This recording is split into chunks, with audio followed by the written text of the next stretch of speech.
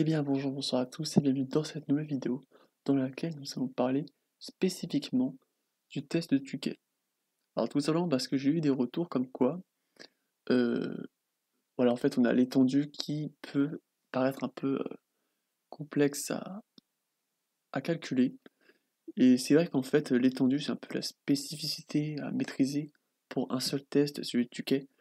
Et donc c'est vrai que typiquement dans mon groupe de TD, c'est vrai qu'on l'a un peu vu à la hâte. Et donc, dans cette vidéo, je reviens sur ce test de Tukey. Alors tout d'abord, pour vous mettre dans le contexte, j'ai encore une fois inventé une petite expérience, tout simplement. Donc une petite expérience, pardon. On a 80 sujets, donc qui peuvent être des enfants, des filles ou garçons de 6 ou 10 ans, par condition.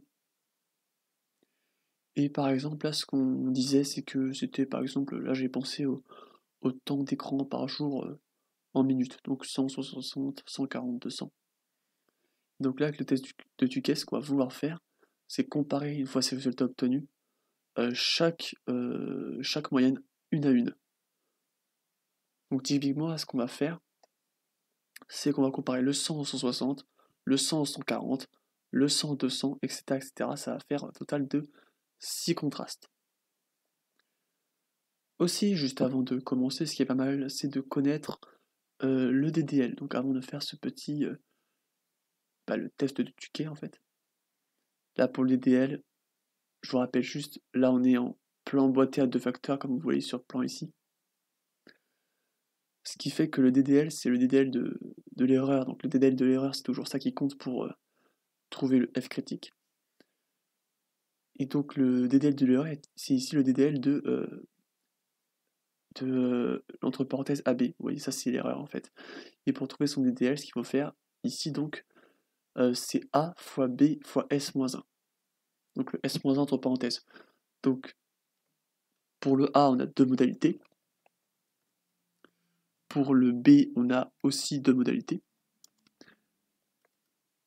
Hop, j'ai mis plus de fois, mais ça reviendra au même. Et du coup, il y a le S-1, donc le S-1 qui est du coup égal à 80 à 80, donc ce qui fait du coup S-1 79. Donc ce qui nous fait ici un petit DDL à 316. Voilà, donc on a un très gros DDL, je ne sais pas s'il va être présent sur la table. J'avoue que j'ai été peut-être un peu fort sur le DDL. Revenons au plus important, donc maintenant la construction des contrastes. Donc chaque contraste, c'est juste deux moyennes qui vont être comparées.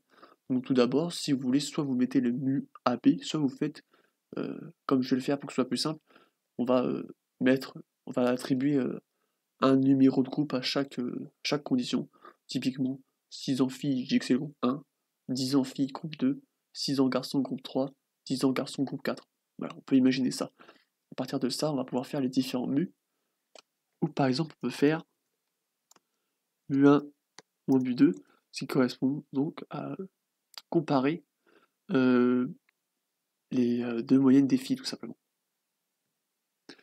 Après, on peut continuer comme ça avec mu1 moins mu3. Je me suis trompé. Je me corrige vite fait. Et pour finir, du coup, mu1 moins mu4. Ça fait 2 fois que je fais la même erreur. Il va falloir que je fasse gaffe.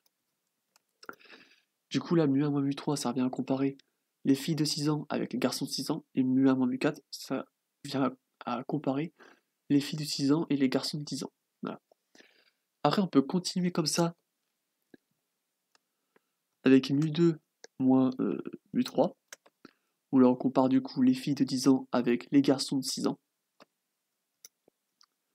Mu2 moins mu4 du coup, où là on compare les filles de 10 ans et les garçons de 10 ans. Et pour finir, on a mu3 moins mu4 qui correspond à une comparaison entre les garçons de 6 ans et les garçons de 10 ans.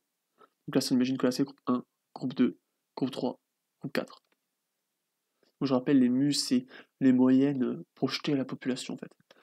Alors maintenant, ce qu'il va falloir comprendre, c'est comment on trouve l'étendue. Alors l'étendue maximale, tout d'abord, correspond au nombre de modalités dans l'expérience. Donc là, il y en a 4. Le nombre de conditions, pour être plus précis. Dans le cas d'un plan à plusieurs facteurs. Le minimum, ça correspond tout simplement à 2. Le minimum, c'est l'étendue ne peut pas être inférieure à 2. Vous verrez à la table du F étendu, donc c'est la table du quai, qu'il n'y a pas de colonne de 1, il n'y a qu'une colonne de 2, quoi. Donc pour faire cette étendue, il faut tout simplement se rendre compte d'une sorte d'ordre entre les différentes moyennes. Il faut tout simplement, on peut le noter si vous souhaitez. Donc là, ce qu'on se rend compte, c'est qu'on a déjà le plus petit ici, c'est le mu1, donc c'est la plus petite moyenne. Ensuite, on a le mu3, le mu2 et le mu4, qui est donc le mu4, c'est donc la plus forte valeur. Donc on peut le représenter un peu simplement. Hop, je vais le mettre juste ici, si ça peut un peu aider. Du coup, on a mu1 qui est donc inférieur à mu3, inférieur à mu2, et inférieur à mu4. Voilà. Donc toujours un groupe 1, groupe 2, groupe 3, groupe 4. Donc à partir de ça, on va pouvoir observer le nombre de moyennes qui sont inclus dans la comparaison. Donc si je donne un exemple, mu1 moins mu2, on voit qu'il y a le mu3 qui est compris entre les deux. Donc là, l'étendue sera de 3, parce qu'on a mu1, mu3 qui est inclus dedans, et mu2. Donc là, ici, pour le premier contraste, on a une étendue de 3. Mu1 moins mu3, on vient comparer 100 à 140. On voit ici qu'il n'y a aucun autre mu entre le mu1 et le mu3. L'étendue est donc ici de 2. Pour ce qui est de mu1 moins mu4, on compare donc à ce moment-là 100 et 200, et là on voit qu'on a mu3 et mu2 entre le mu1 et le mu4. On a donc ici une étendue de 4, qui est donc ici l'étendue maximale. On peut continuer comme ça avec mu2 moins mu3, où là on voit qu'il n'y a rien entre le 2 et le 3. Donc ici l'étendue sera seulement de 2. Mu2 moins mu4, idem, il n'y a rien entre le mu2 et le mu4, donc là l'étendue sera uniquement de 2. Et pour finir, mu3 moins mu4, où il y a le mu2 entre les deux, autrement dit 160 est compris entre 140 et 200, ce qui fait que là, on aura une étendue de 3. Et donc voilà, j'espère que vous avez compris, voici juste comment on calcule les étendues, c'est suivant en fait ce qui est inclus entre les deux moyennes que l'on compare. Alors maintenant du coup, on va juste finir le calcul que j'ai commencé, voilà. Comme ça vous permet de réviser un petit peu si vous voulez vous exercer un peu là-dessus. Avec le tableau qu'il faut faire, et toujours la même formule pour trouver la somme des carrés du contraste.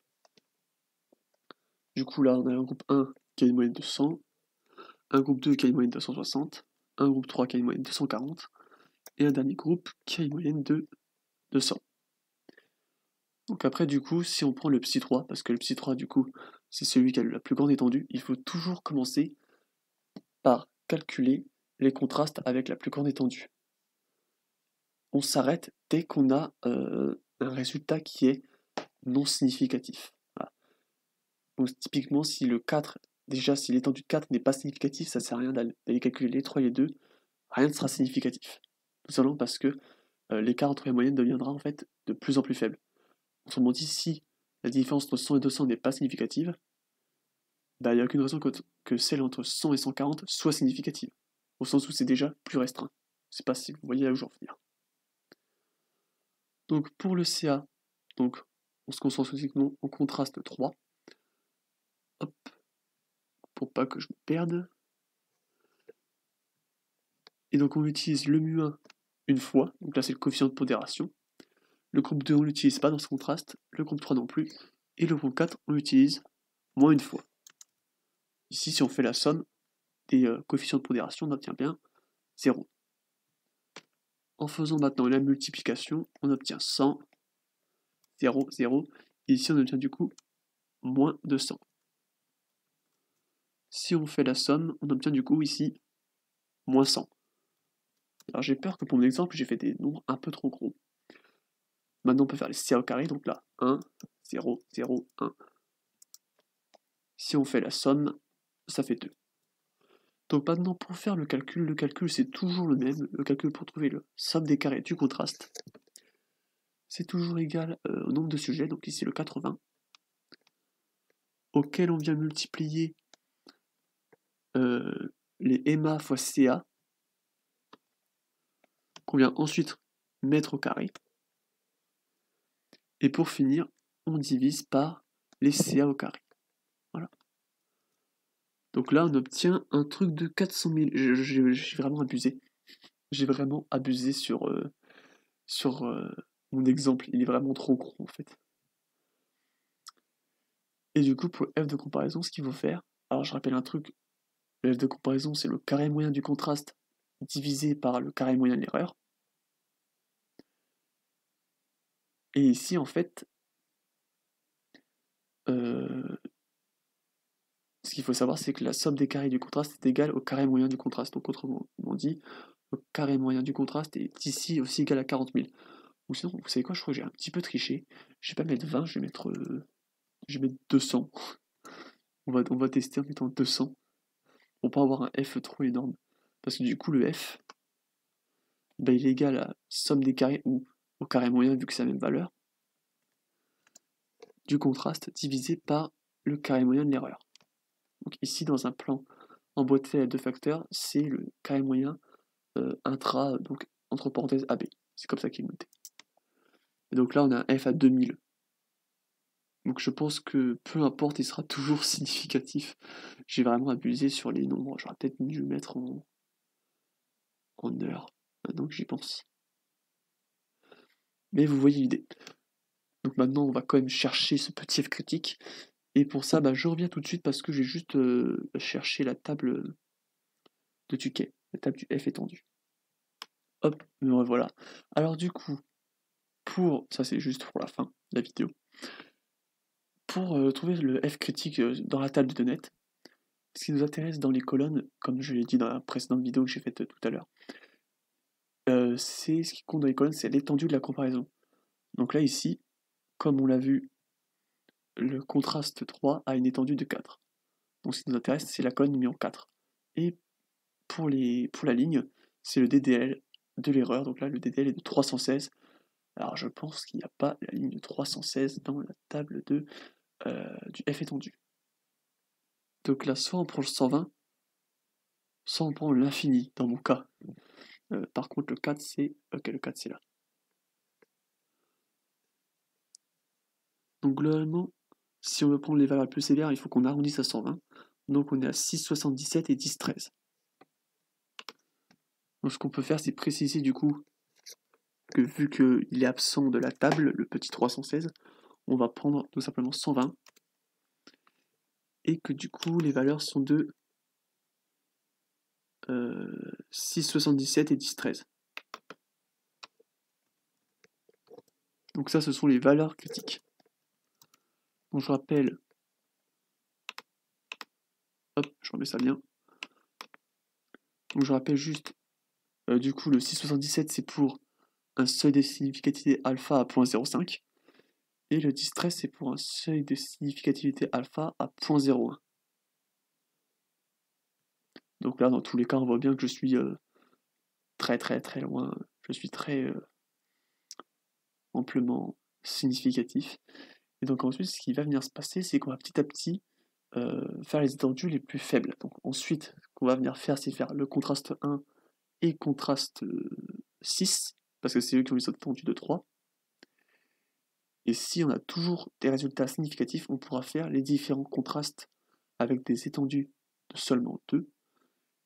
Et si tout est significatif, alors voilà, il y a un effet significatif à chaque fois. On peut venir dans l'interprétation dire qu'il y a un effet significatif de l'âge qu'on soit fille ou garçon, et il y a un effet significatif du sexe qu'on ait 6 ou 10 ans, voilà, par exemple. Et du coup, juste avant de finir la vidéo, j'avais trouvé une petite astuce pour savoir, lorsqu'on fait les comparaisons, voilà, 1 à 1 pour la table de Tuquet, pour savoir en avance le nombre de contrastes qu'on va devoir utiliser. Alors pour ça, j'ai fait un petit exemple ici, où en fait, ce qu'on se rend compte, donc typiquement dans mon exemple donné, on avait 4 modalités pour 6 contrastes. Et bien ça, on peut le représenter un peu sous forme de pyramide. Vous voyez ici, on a le 4, qui représente ici 6 contrastes différents. Si on n'aurait eu que 3 modalités, on n'aurait fait que 3 contrastes. On aurait comparé le groupe 1 au groupe 2, le groupe 1 au groupe 3, et le groupe 2 au groupe 3. Donc ça aurait fait que 3 contrastes. Et en fait, ce qui se passe, c'est par exemple, si on a 5 modalités, là, on va venir rajouter 4 autres contrastes. 6 modalités, 5 autres contrastes. Donc par exemple, si on a un plan 2x3, et qu'on veut faire un test de Tuquet, on va avoir déjà ici 15 contrastes à faire. Donc il y a peu de chances que ça passe à l'examen. Du coup, pour savoir tout simplement le nombre de contrastes que vous devez faire suivant le nombre de modalités dans la table de Tuquet, du coup, je vous ai fait ce petit exemple de pyramide où, voilà, si jamais vous avez 3 modalités, il faut faire 3 contrastes, 4 modalités, il faut faire 6 contrastes, etc., etc. Et ça fait une petite formule mathématique ici pour ceux qui aiment bien les maths, quoi. Et voilà, c'est tout pour cette vidéo. Alors j'espère qu'elle vous sera utile, et sur ce, je vous dis à bientôt pour une prochaine vidéo, et aussi, plus important, de bonnes révisions, et encore plus important, de belles fêtes de fin d'année.